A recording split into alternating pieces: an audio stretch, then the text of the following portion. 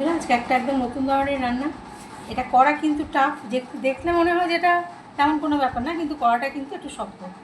এটা হলো পুঁই পাতা। আমি পুঁই পাতার এই যে শক্ত ব্যাপারটা বোটাটা ওটা ছাড়িয়ে নিয়েছি, এই যে, ঠিক আছে। তো আমি আপনাদেরকে করে দেখাচ্ছি।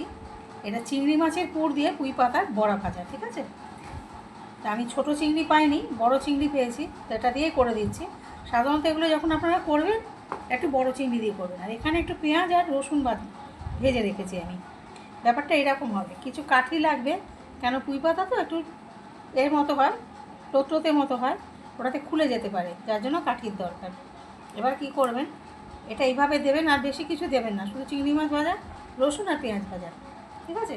এইভাবে নেবেন, এভাবে নেবেন, আর এটাকে এই দিকে নেবেন, নিয়ে কাঠিগুলো তো একই সাইজের পাওয়া যায়, মোটামুটি সেগুলোকে অর্ধেক করে নেবেন, করে এইভাবে গেঁথে দেবেন। খুব বেশি গাঁথাগাঁথি করার দরকার নেই, এইভাবে। এবার এটাকে বেসনে দেবেন। বেসন কীভাবে বলে আপনারা জানেন, সব রান্নাই আপনারা জানেন, তবু আমি আমার সিস্টেমটা একটু দেখাচ্ছি আপনাদেরকে, আমি কিভাবে করি।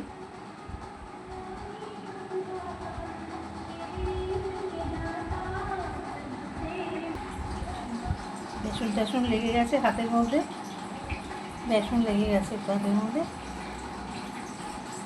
পাতাটাকে মোড়াটাই কিন্তু আসল কাজ, বাকিটাগুলো আর কোনো কাজ নেই সেরকম। কাঠি তো আপনাদের সবার বাড়িতেই আছে এই সাইজটা, এটাকে দুভাগ করে নেবেন, আমি যেভাবে করেছি। যেটা করছিলাম ওটা তেলে দিয়ে এসছি, আপনাদেরকে ভাজা অবস্থায় দেখাবো বলে। একটু হাতে তুলে নেবেন বেসন, কেন কি চোবানো যাবে না, তাহলে কিন্তু মুশকিল। এটা সম্পূর্ণ ওপার বাংলার একটি সুন্দর রান্না। ডালের সঙ্গেও খেতে পারেন, ঘি ভাতে, গরম ভাতেও খেতে পারেন, খেতেও তো ভীষণ ভালো লাগে, ভীষণই ভালো লাগে, একটা মুচমুচে স্বাদ, আসুন রান্না করে। টেস্টি লাগে।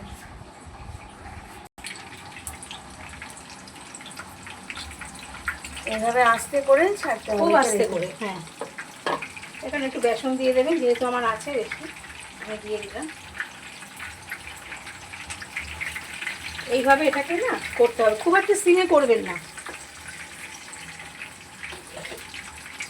কারণ পাতাও নরম আর চিংড়িটা তো আগে থেকে ভেজে নেওয়া হয়েছে, ওই জন্য খুব একটা সিমের দরকার নেই, এটা এইভাবেই হতে থাকবে। আচ্ছা, একটা ওল্টানো আমি দেখিয়ে দিচ্ছি আপনাদেরকে, তারপর একটা আমি পরে দেখাবো। এটা একটু আগে দিয়েছি, এটা দেখাচ্ছি ওল্টানোটা। এইভাবে নেবেন, এইভাবে একে উল্টে দেবেন, এই যে কাঠি দুটো না ওর মধ্যে ঢুকে যাবে, ব্যাপারটা বোঝা গেল? হ্যাঁ, ওরভাবেই ঢুকে যাবে। যেমন এটাকেও আমি দেখিয়ে দিচ্ছি, এটা এইমাত্রই ছাড়লাম, তো ভালো আটকানো হয়েছে, তাই এইভাবে এটাকে এরকম করে দেবো। এটা হতে থাকুক, হলে আমি নাবিয়ে আপনাদেরকে দেখাচ্ছি। এই যে আমার পুঁই পাতা দিয়ে চিংড়ি মাছের যে বড়াটা আমি করলাম সেটা হয়ে গেছে, রেডি হয়েছে, যে দুটো দেখালাম আপনাদেরকে।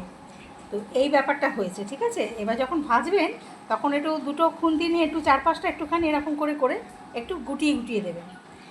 তারপর তো এটা আপনারা গরম ভাতের সঙ্গে খান, বা এটা আপনারা ডাল ভাতের সঙ্গে খান, এটা কিন্তু ফ্রাইড রাইসের সঙ্গেও ভীষণ ভালো জমে, খুব ভালো লাগে। এটা নিরামিষ করেও করা যায়, আমি নিরামিষটা একদিন আপনাদেরকে দেখাবো, এটাতে চিংড়ি মাছ দিয়ে। আর চিংড়ি মাছটা যখন ভাজবেন রসুন আর পেঁয়াজ দেবেন, এর বাইরে কোনো মশলা দেবেন না, তাহলে না ওই স্মেলটা ঠিক সেইভাবে আসে না। আর যখন খাবেন এটা তো বলাই, কাঠি দুটোতে এরকম করে এইভাবে বার করে নেবেন,